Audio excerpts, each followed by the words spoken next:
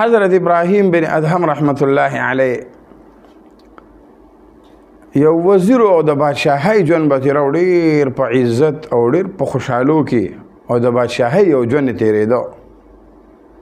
الله رب العالمین د هغې په زړه کې هغه خپل حقیقي محبت او خپل حقیقي عشق ور واچو.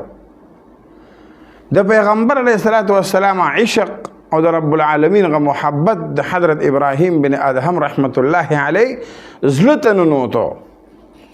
نو ابراهیم بن ادهم رحمت الله علیه خپل هغه بادشاهي او وزارت یې پرېښودو او لړ چې د یو ځنګل کې ور دیره شو.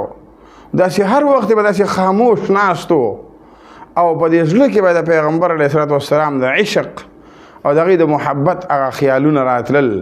د الله رب العالمین هغه عشق او د محبت هغه ولولې به په دې زړه کې راتلې. ټوله بادشاهي ورته پرېښوده او لړ چې کوم دی نو د ملنګانو یو کینې ور واچاو، یو کمبر یې د ځان نه چاپېره کړ او لړ یو ځنګل کې کېناسته او یو ګوټ کې کېناسته. د الله رب العالمین عبادت یې شروع کړو او په دې پوه شي چې دا زه په دنیا کې چې کوم بادشاهي مې اختیار کړې دا وزارت مې اختیار کړی دا کر او فر او دا فوج رانه مخکې وروستو روان دی، دا خو ختمېدونکی دی، دا خو پاتې کېدونکی دی. افحسبتم انما خلقناکم عبثا وانکم الینا لا ترجعون. د ابراهیم بن ادهم رحمت الله علیه مازغه کولاو شو چې اوهو بادشاهي خو اصل دا دی چې سړی دا دنیا پرېږدي او د ملنګي اختیار کړي نو دا په حقیقت کې بادشاه شي.